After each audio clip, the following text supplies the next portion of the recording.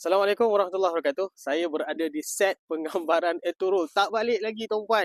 Belakang saya adalah kemah Dundar Bay.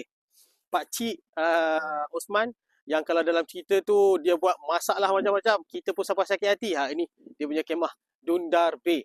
Dan di belakang sana adalah kemah set pertama yang sewaktu dibina. Set Sulaiman Shah punya tank. Dan set pertama sewaktu Eturu jadi Kai tribe punya the head of Kai tribe. So tuan-puan, tengok ni kemah-kemah regular lah, kemah regular. Macam-macam lagi di sana ada kawasan-kawasan Kai yang dah apa, bila mana Osman punya group dah masuk, di sanalah di sana. Okey, dah membesar dan sebagainya. So tempat ni besar sebenarnya. Hutan-hutan pun ada di sini. Set-set Mongol yang sedang berlari lah macam-macam kan. Semua di kawasan sini.